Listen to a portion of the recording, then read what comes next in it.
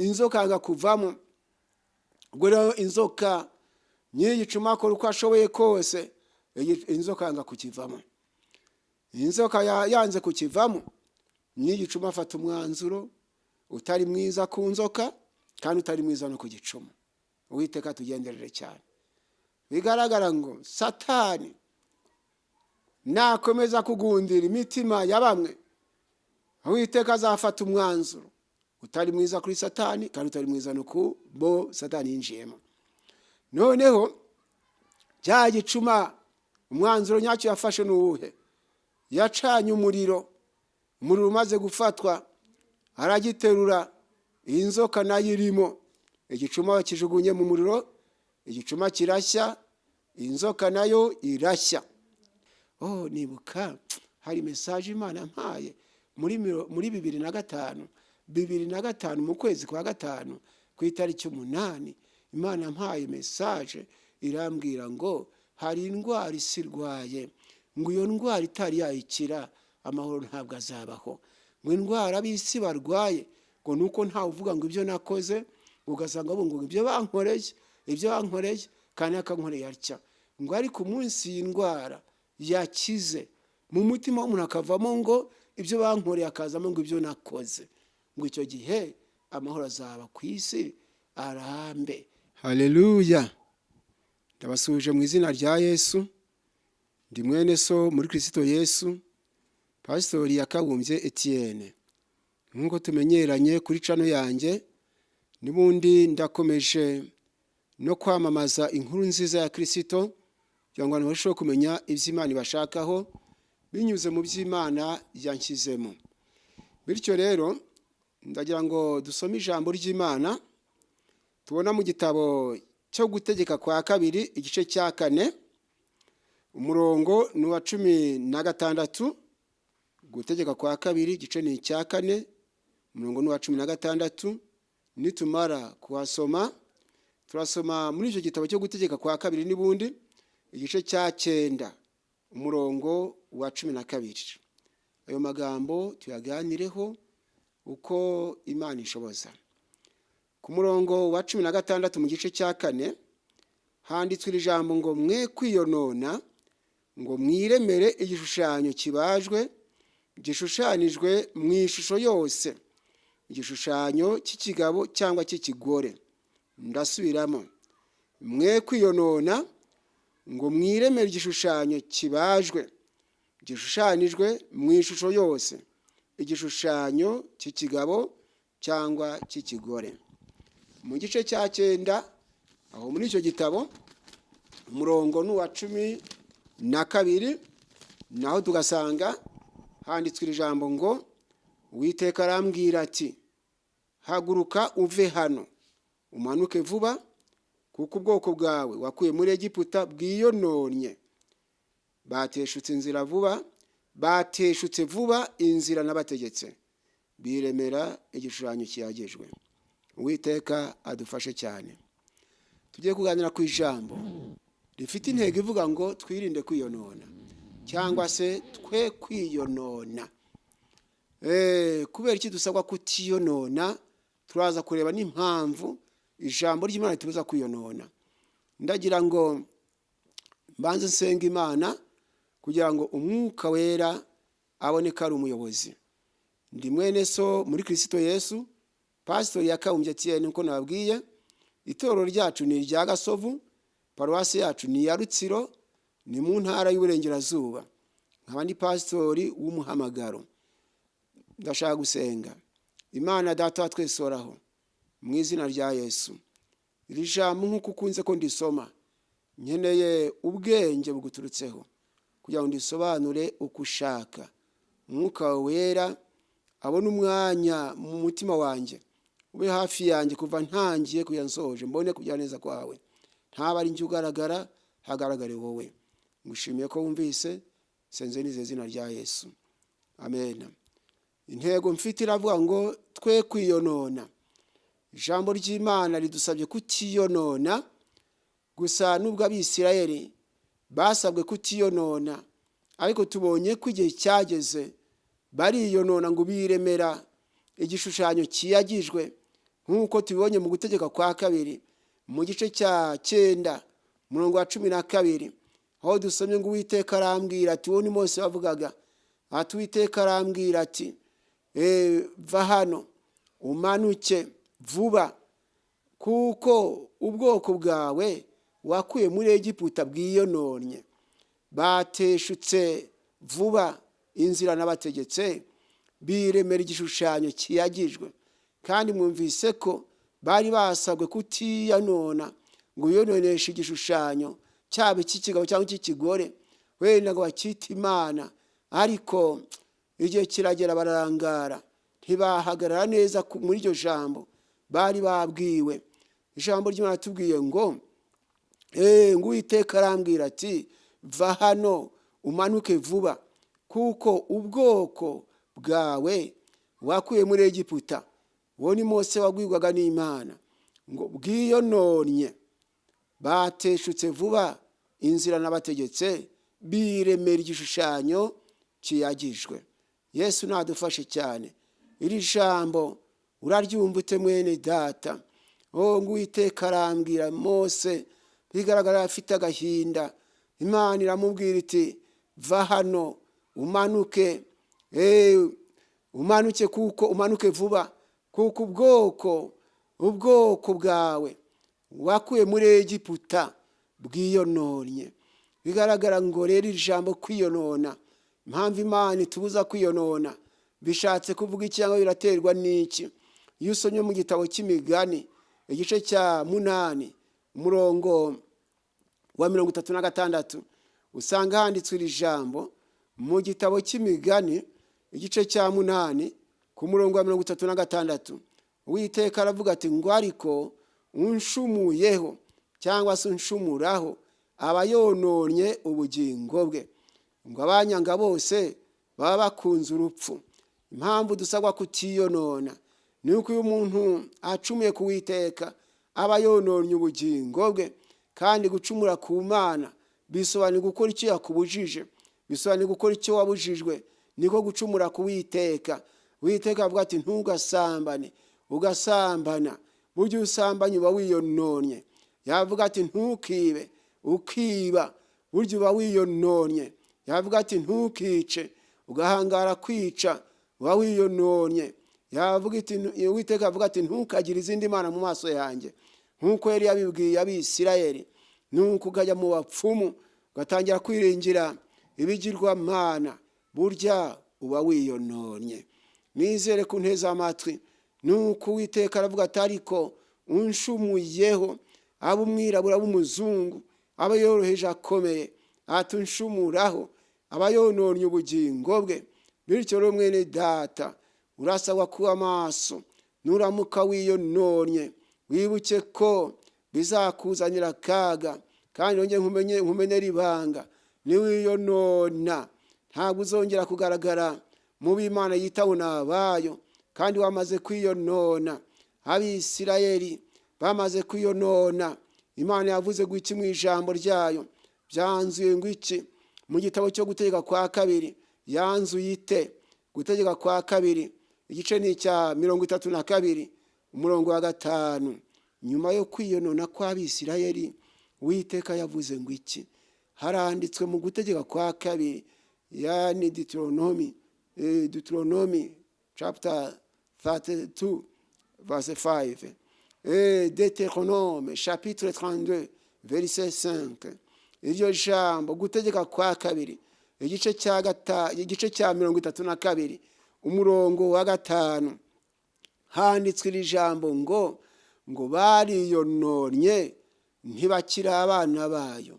Nyuma yo kwiyonona, urumva umwanzuro Imana ifashe. Bariyononye ntibakira abana bayo, ahubwo ni ikizinga kuri bo, nabi igihe kinaniranye kigoramye. Bariyononye ntibakira abana bayo, ahubwo ni ikizinga kuri bo, nabi igihe kinaniranye kigoramye. Ntabwo wumva ko kwiyonona gutumye batongera kwitwa abana b'Imana. Kandi kwiyonona twabonye ko umuntu wese ucumura ku Mana aba yononye ubugingo bwe.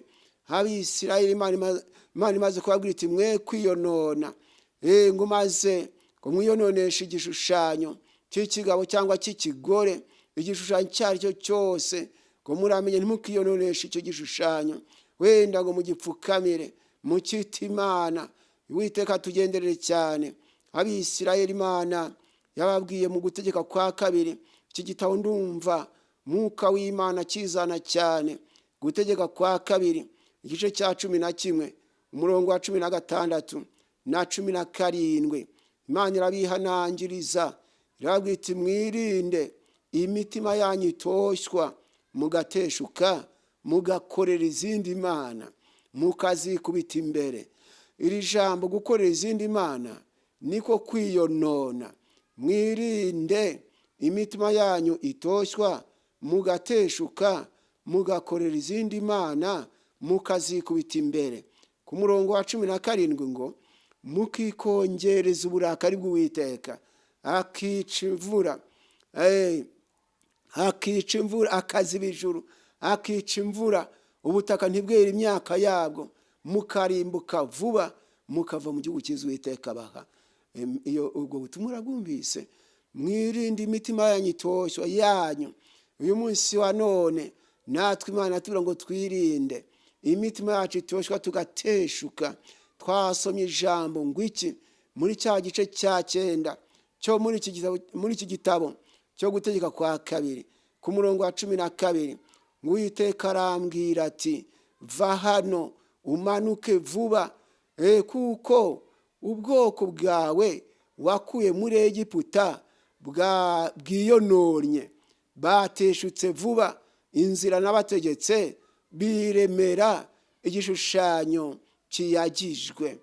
Then the Lord said to me, arise, go down quickly from here, for your people that you brought out of Egypt have corrupted themselves.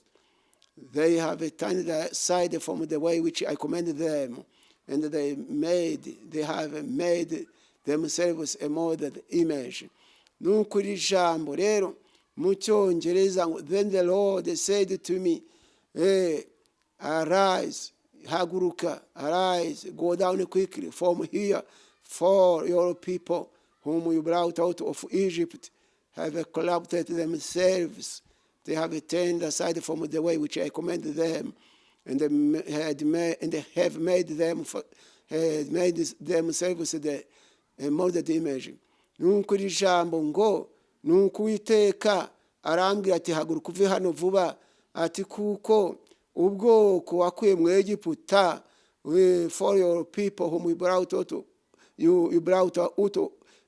out of Egypt have corrupted themselves.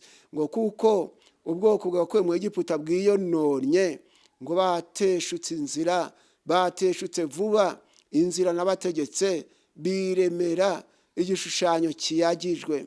Iri jambo uraryumvute mwene data. Nyuma yo kwiyonona dusomye mu gutegeka kwa kabiri mu gice cya 32 umurongo wa 5 ngo bariyononye ntibakira abana bayo. Bigaragara umuntu amaze kwiyonona ntabwo ngera kwitwa umwana w'Imana, naho yaba yahanuraga, yerekwaga, yakoraga ibitangaza mu buryo butandukanye. Yo yiyononye ntabwo ibyo yabirata mu maso y'Imana. Yamaze kwiyonona ngo bariyononye ntibakira abana bayo, ngo nabigiye kinaniranye, ngo ahubwo ni ikizinga kuri bo, ngo nabigiye kinaniranye kigoramye.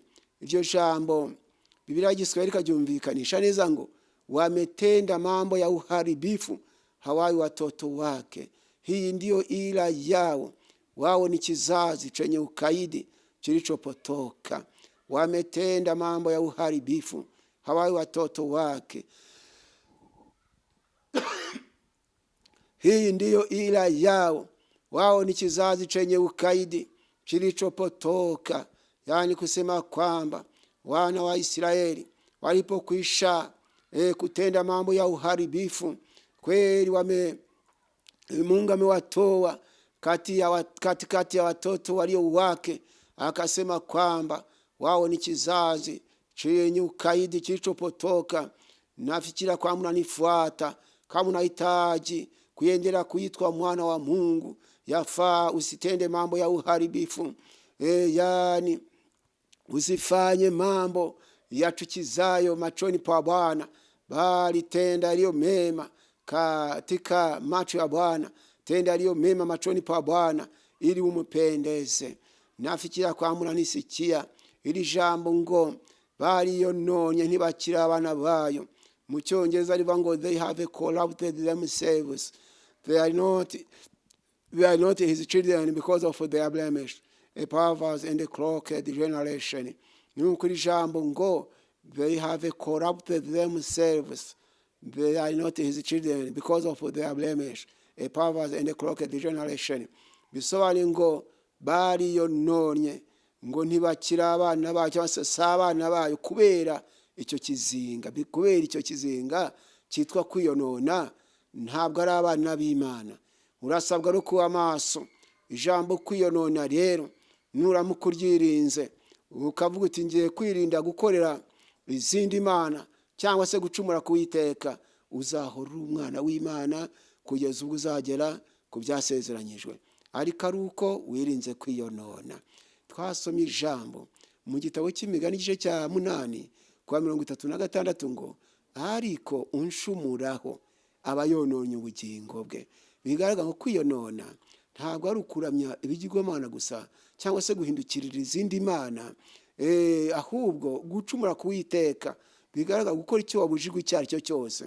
Bimvikana ngo niba Imana ivuze ngo ntukabeshyere mwene so, ukamubeshyera, uzaba wiyononye. Kuko byanditswe mu gitabo cy'Imigani igice cya 12 umurongo wa 22 haranditswe ngo ururimi rubeshya ni ikizira kuwiteka. Ururimi rubeshya ni ikizira kuwiteka abakora iby'ukuri. Bityo rero niba ushaka kunezeza Imana, rangwa n'ukuri. Naho niba bitabaye bityo, iherezo ryawe rishobora kuba ribi. Uwiteka kugenderere cyane. Iri jambo ngo bari yononye ntibakira abana bayo, ndagira ngo turitekerezeho. Umuntu umwe aratuganirije kandi numva ko Umwuka Wera muyoboye muri iryo jambo. Aratubwira ati Imana iteye ubwoba, ita abantu basabwa kwitonda. Ati Imana mu gitondo ushobora kukubwira ngo mwana wanjye ndi kumwe nawe, ariko saa 6 cyangwa saa 8 wakwiba, wasambana, wakwica, wasinda, ikaza yahinduye izina iti mwanzi wanjye mva mu maso.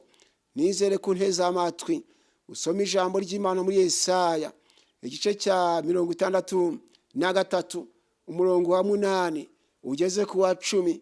Urebe uburyo Imana igihindura izina iyo umuntu yitwaye nabi. Yesaya 63 umurongo wa 8 kugeza ku wa 10. Ku murongo wa 8 handitswe ijambo ngo kuko yavuze ati nukuri aba n'abantu banjye, abana batariganya, nuko ababera umukiza. Urumva ahantu kuko yavuze ati, Biblia Kiswahili bivuga neza ngo maana alisema ndio watu wangu hawa wana wasio na hila akawa mwokozi wao. Maana alisema hakika ndio watu wangu hawa wana wasio na hila akawa mwokozi wao. Nafikiria kwa munanisikia uyu murongo wa 8 urumva ko Imana yabanje guhamya itaba n'abantu banje. Mu Cyongereza ngo for surely he said surely they are my people, children who will not lie, and he became their savior. Nuko ijambo ngo kuko yavuze ati for he said surely they are my people, children who will not lie, and he became their savior. Ko yavuze ati nukuri aba n'abantu banje, abana batazabeshya. Ukurikije Icyongereza ababera umukiza.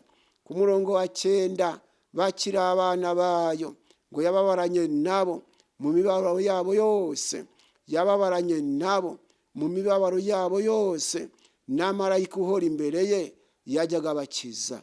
Urukundo rwe n'imbabazi ze nibyo byamuteye kubacungura. Yarabateruraga akabaheka minsi yose ya kera. ubwo bari bakiri abana bayo batariyonona, bataranyuranya no gushaka kwayo.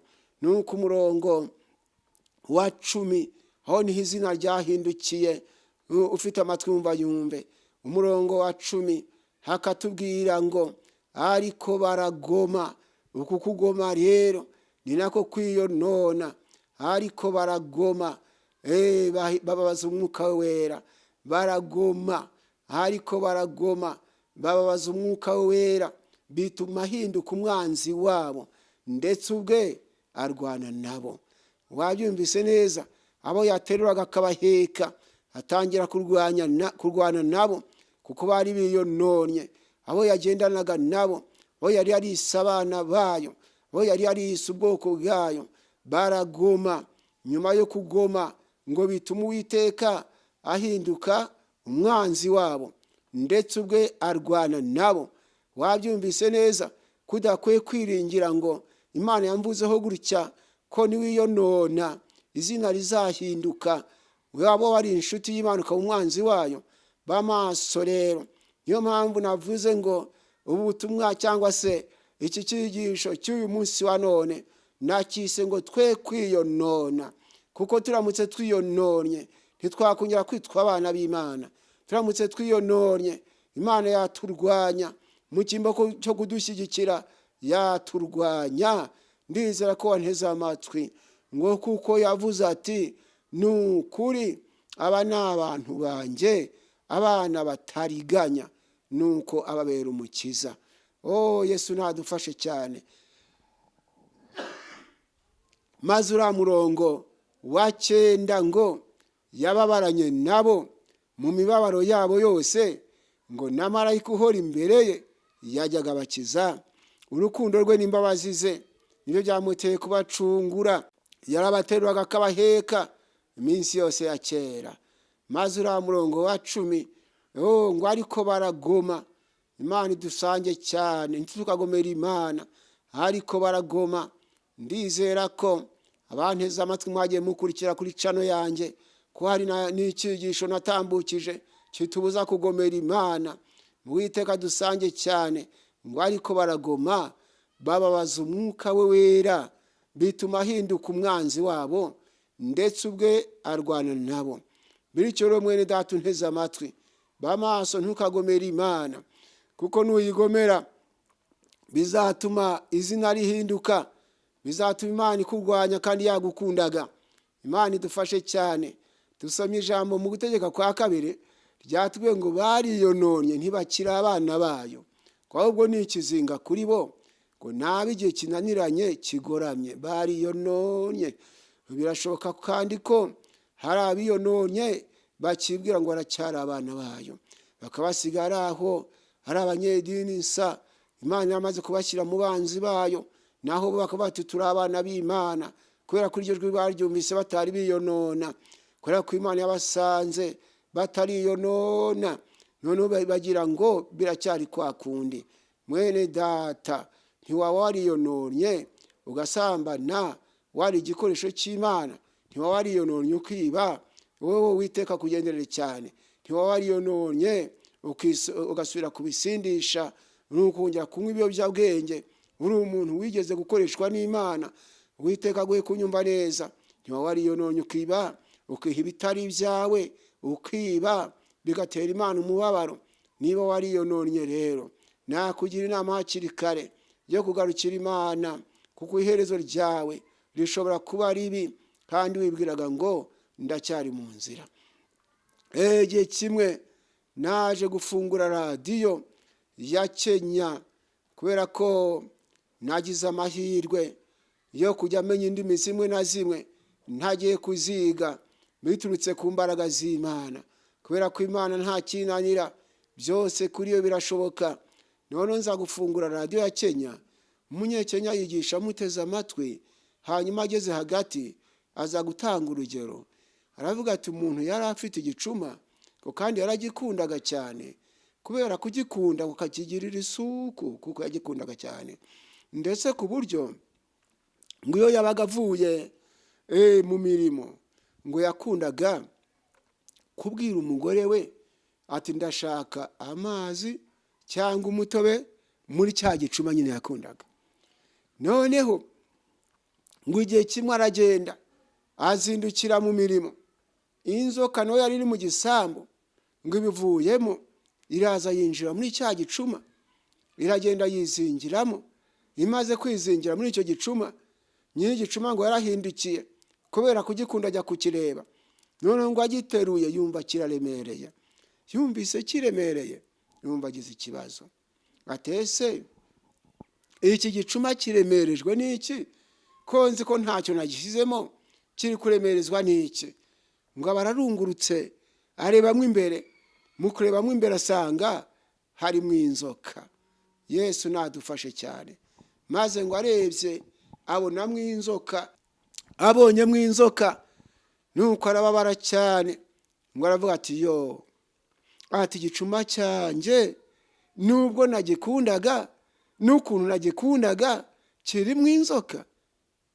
Arababara agira umwabaro, aravuga ati none se ndakora iki kugira ngo inzoka ive muri iki gicuma, igicuma kibashe kurokoka?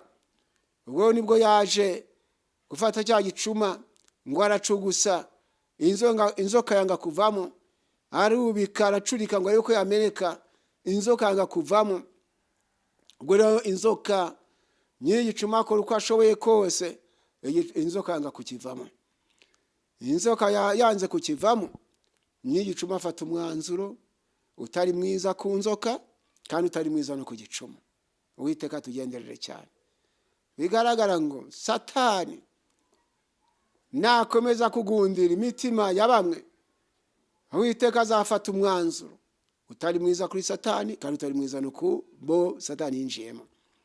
Noneho cya gicuma umwanzuro nyacyo yafashe n'uwuhe? Yacanye umuriro umaze gufatwa aragiterura, inzoka nayo irimo, igicuma bakijugunye mu muriro, igicuma kirashya, inzoka nayo irashya. Nyuma haza ikibazo ko mbese nyine iki gicuma yagitwitse ari uko acyanze? Igisubizo nuko ataracyanze, ahubwo nuko harimo inzoka.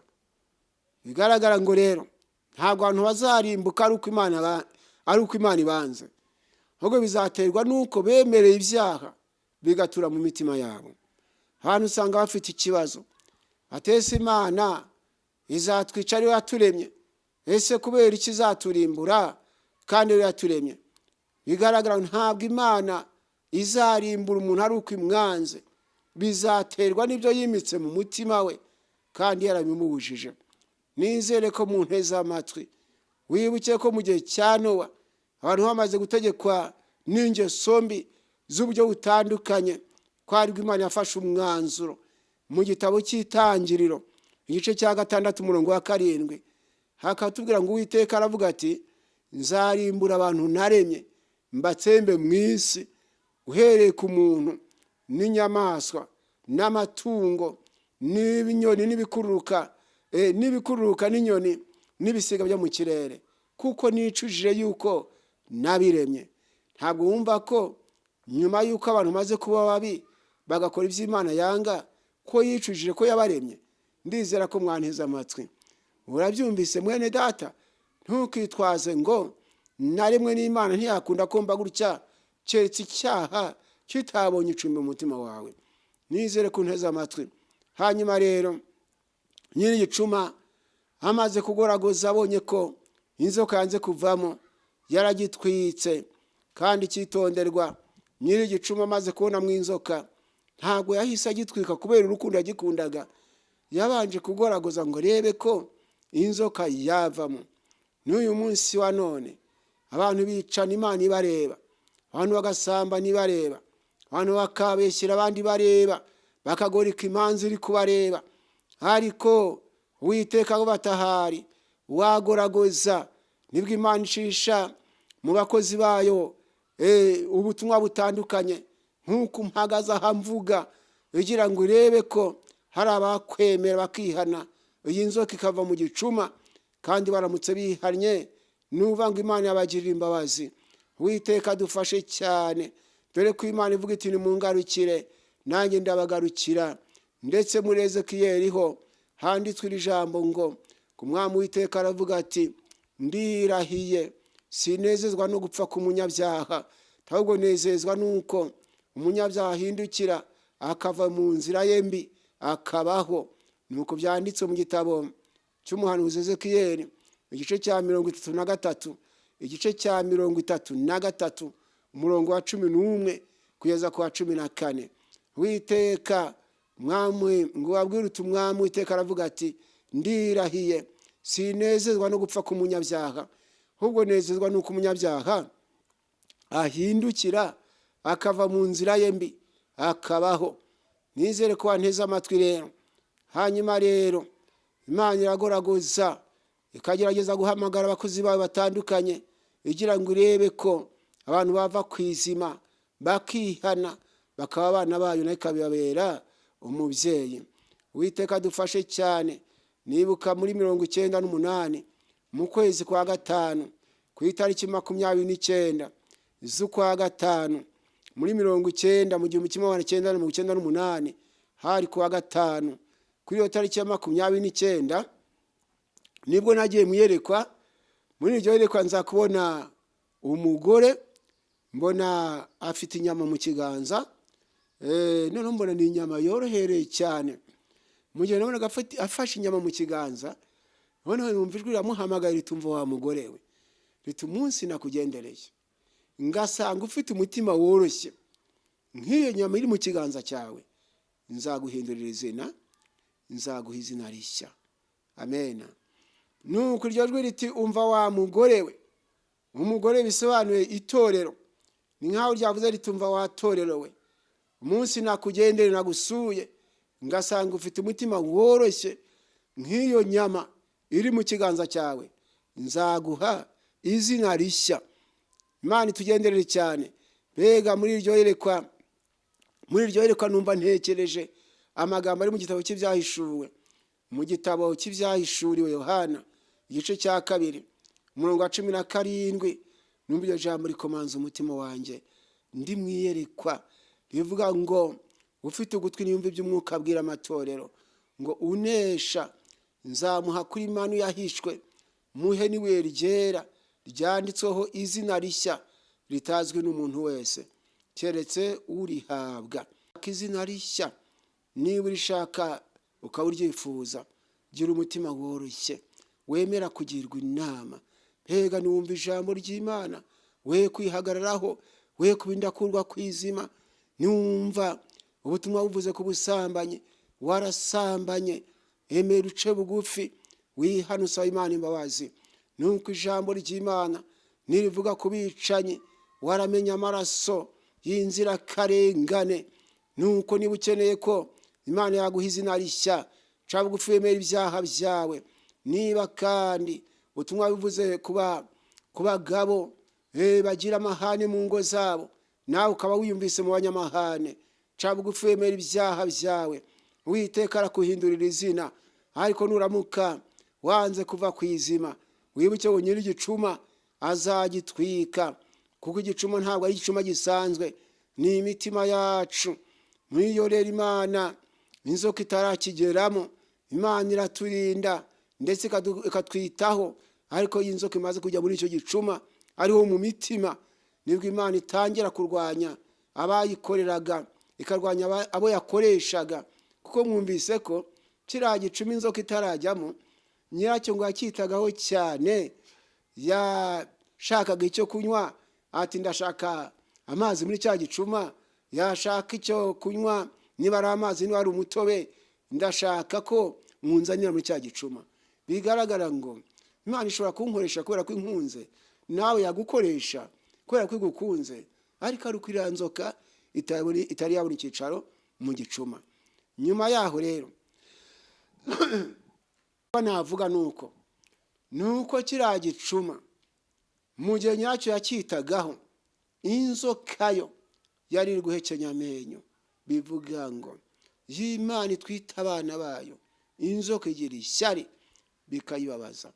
Iti niki nakora ngo uriya muntu kwitwa umwana w'Imana bihagarare, Imana imurebe ijisho ribi cyangwa se imurebane igitsure. nibwo ishaka imitego, iriya nzoka ishaka igicuma. Uwiteka tugenderere cyane, ufite amatwi yumva yumve. Gusa ntaragera kuri icyo kintu ngiye kuvuga. Iki gicuma inzoka itarajya muri cyo ntabwo cyaremeraga. Cyaremereye ari uko inzoka imaze kukigeramo. Bigaragara ngo umukristo inzoka itarabona icyicaro mu mutima we, arahugurika, aragirwa inama akemera. Bene nk'uwo amenya agaciro k'uwo bashakanye, amenya agaciro k'umugore we, undi akamenya agaciro k'umugabo we, yari umukobwa yari umusore, amenya agaciro ka se na nyina. Kubera ko mu gicuma haracyari hazima, inzoka ntirakabonamo icyicaro. Ariko iyi nzoka yimaze kubona icyicaro mu mutima w'umuntu, nibwo usanga igicuma cyaremereye. Umuntu akiga kurwana atarwanaga, kugeza ubwo umugore atangira kugira ikibazo. Hati umugabo wanjye sinzi uko bigenze, niba baramuroze kuva twashakana, niho nakumva, niho nabona atekereza kunkubita. Naho burya mu gicuma hageze mu inzoka. Nibwo umugabo atangira kujya agenda akageza saa 6 z'ijoro, saa 8 ataragera mu rugo. Umudamu ati cyakora rwose mumfashe gusenga, umugabo wanjye kuva twashakana nibwo nabona ageze iyi saha ataragera mu rugo. Burya mu gicuma hageze mu inzoka cyaremereye. Nibwo n'umugore kandi nawe witabaga umugabo we karame, nibwo usanga inyitabo yahindutse, agatangira kwitaba ngo niki se wintunaraho. Naho mu gicuma hageze mu inzoka, umugabo agatangira no kugira umubabaro. Ati madamu wanjye niho nakumva nyitaba gutya, niho nakumva nsubiza atya. Naho mu gicuma hinjiyemo inzoka, igicuma cyaremereye. Kandi ufite amatwi yumva yumve. Gusa nongeye mbabwire ngo mu gihe tumeze neza, inzoka itarabona icyicaro, yo ibifite umubabaro, igira ishyari, ishaka uburyo bwose yakwinjira mu mitima y'abantu kugira ngo abari beza bahinduke babi. Muri injara ririmba w'174, iyo ndirimbo Imana yarayimpaye mu ivugabutumwa ntanga. Iyo byabaye ngombwa indirimbo nayiraza ku itariki 26 z'ukwezi kwa mbere 2014, hari ku cyumweru. Nibwo Imana yambwiye ngo iyi ndirimbo ngo abantu bajye batekereza ku gice cya mbere cyayo n'igisubiramo n'igice cya nyuma. Igice cya mbere kiravuga ngo jya amaso we muntu wizeye, ngo mu gitondo jya wisunga Imana, ngo kuko umwanzi yoshya bataba amaso, ngo abagushe kuko abanga. Iyo ni yanzoka nyine, kuko umwanzi yoshya bataba amaso, ngo abagushe kuko abanga. Jya amaso wicogora, jya amaso senga, jya amaso senga. Igice cya nyuma rero ngo jya amaso hose mu gihe cyose Satani akubikiriye hose, ashaka uburyo yaguseseramo ngo yimure umwami Yesu. Satani akubikiriye hose, bigaragara ngo aho uri hose bucye ngo Satani arakubikiriye. None rero bamaso, Satani ntakabona icyicaro mu mutima wawe. Nizere ko wanteze amatwi. Hamwe n'ibyo rero nkaba njya nkubwire, mpereye ku bagabo mu nteze amatwi, nubona umugore utari uwawe, kubona aragusekera, arakwereka inyinya nziza, ujye umenya ngo inzoka irashaka igicuma. Nuko nubona arakwiringanizaho, ati turareshya, tumenya no mu myaka tungana, ugira uti rero iyi nzoka irashaka igicuma. Nuko nuramukubereye amaso ubugingo bwawe, iyi nzoka ntabwo izinjira muri iki gicuma. Yesu nakurinde kwiyonona, kuko iyi nzoka nigera mu gicuma uzaba wiyononye, ntabwo uzongera kwitwa umwana w'Imana. Aba ariko kandi n'abagore n'abakobwa mu amaso, kuko iyi nzoka ntishaka abagabo gusa, n'abagore irabashaka. Nubona umugabo utari uwawe, ko naraguha ibyo utamusabye, ati iki gitenge cyakubera, iyi saha, aka gatelefone ni keza, nutaba amaso inzoka yaba iri guharura kaburimbo umuhanda izacamo ijya mu gicuma, ejo ukandagara. Sabye rero kubera amaso ubugingo bwanyu, ariko nanjye ntisize, nanjye Uwiteka arashaka ko mbera amaso ubugingo bwanjye. Uwiteka tugenderere cyane. Bityo rero nkaba ngira ngo Imana idufashe hatazagira uyonona muri twe bikamuhindura umwanzi w'Imana. ngiye kurangiza maze dusenge. Intego yacu twe kwiyonona.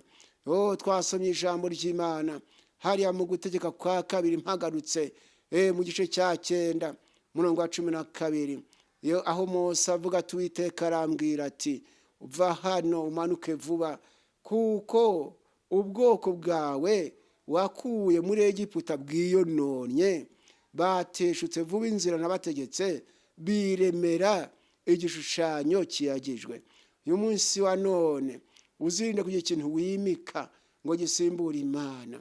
Uraye maso mwanditsi w'igitabo cya Zaburi ya 62 umurongo wa 11 n'uwa 10 muri Bibiliya za kera n'uwa 11 muri Bibiliya za kino gihe, yaranditse ngo ntimwiringira gahato, ntimwizigire ubusa kunyaga, ubutunzi nibugwira ntibuzabaherana imitima.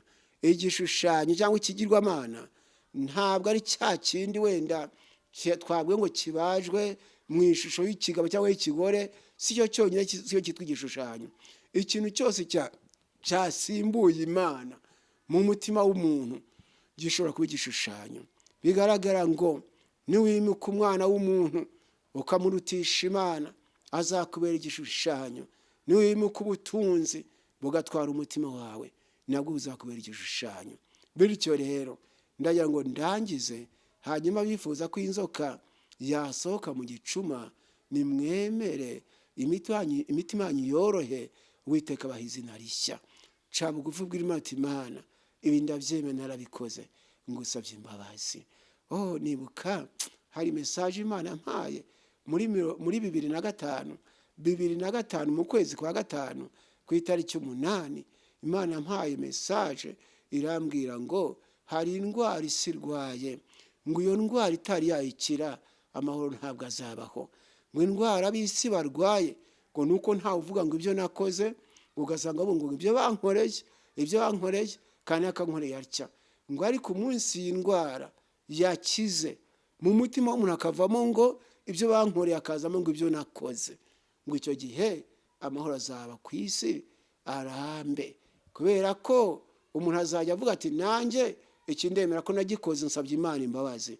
Nibyo bikura inzoka mu gicuma, kwemera ko nawe wakoze ikizira. Yesu natugenderera cyane.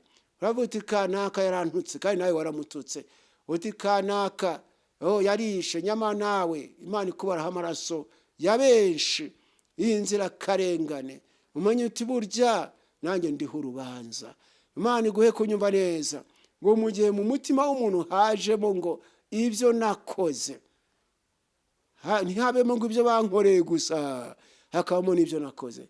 Mbese mwene zatunteze amatwi, birashoboka ko kanaka kwambuye, nyamara nawe hari abo wambuye benshi. Birashoboka ko kanaka yagututse, nyamara nawe hari abo watutse benshi. Nyirakanaka yaba yarakubwiye nabi, ariko siwe ntabwo wabwiye nabi. Bitekerezeho maze bishoboka uce bugufi, wemera ibyaha byawe, wubahiriza iri jambo. Hariya mu gitabo cya Yeremiya, iryo jambo ry'umwanzuro, igice cya 14 umurongo wa 20, nawe ukore nk'Abisirayeli, aho bavuze bati Nyagasani twemeye ibyaha byacu. Ufite amatwi yumve, tugiye gusenga Imana. Abiyononye umurasabwa kwisubiraho, abagomeye Imana bagakora ibyo babujijwe. Uyu ni umwanya wo kwikosora. Muti Nyagasani twemeye ibyaha byacu. Bari barabujijwe gusambana, bagasubira mu busambanyi, bakiyonona. Abo Imana yarakoreshaga umurimo wayo biyononye, bagasubira inyuma mu byo bari bararetse. Twabisabye ngo ariko baragoma, bababaza umwuka we wera, bituma ahinduka umwanzi wabo ndetse bagwana nabo. Uyu ni umwanya wo kwiyunga n'Imana, nk'uko tubisoma mu gitabo cya Yobu, igice cya 22 umurongo wa 21, ngo noneho iyuzuze nayo ubona amahoro, nibwo ibyiza bizakuzaho. Tuye gusenga Imana rero. Umuntu wese wagize umutima woroshye yemera imbere y'Imana ati naracumuye, inzoka irava mu gicuma. Yaba umugabo, yaba umugore, yaba umusore cyangwa umukobwa. Dusenga Imana. Imana Data wa twese uhoraho, mu izina rya Yesu ndagushimira iri jambo ukunze ko ritambuka mu matwi y'abantu benshi mu izina rya Yesu. Ndinginze kwa kanya abaje kwiyonona bakakora ibyo bari barabujijwe, ibyo bari bararetse, akanya Mana ubabaho imitima yoroshye, bace bugufi. Zakayo amaze kumenya ko ubwambuzi bwamwononye, aca bugufi ajya imbere ya Yesu, aravuga ati dore databuja, umugabane wa kabiri w'ibintu byanjye nk'abakene, ati kandi n'umuntu wese nambuye ndamuriha kane. Icyo gihe Yesu yaramubwiye ati agakiza kaje muri iyi nzu. Turagira ndasenze Mana ngo nawe ugira icyo ukora mu mitima y'abantu bemera ibyaha byabo, maze bishoboka iyi nzoka ariyo Satani isohoke mu mitima yabo, nawe babari mu bana bawe bagaruke mu wita abana bawe. Izina ryawe nishyirwe hejuru, kandi abagihagaze neza uturinde kwiyonona. Iyi nzoka ishaka igicuma dushoboze kuba amaso ntikakibone. Abakobwa bagihagaze mu buntu bwawe barindira ubugingo, iyi nzoka ntikabone ikibanza mu mitima yabo. Abasore bakiri mu mwanya ushaka bashoboze kuba amaso. Abagabo n'abagore bagihagaze neza mu buntu bwawe, mu izina rya Yesu. Tanga imbaraga, iyi nzoka tuyikumire, tuyirwanye ntikabone ikibanza mu mitima yacu, kugeza ubwo tuzagera ku byasezeranijwe. Urakoze kubyumvise, kora gushaka kwawe. Senze nizeye mu izina rya Yesu, amen.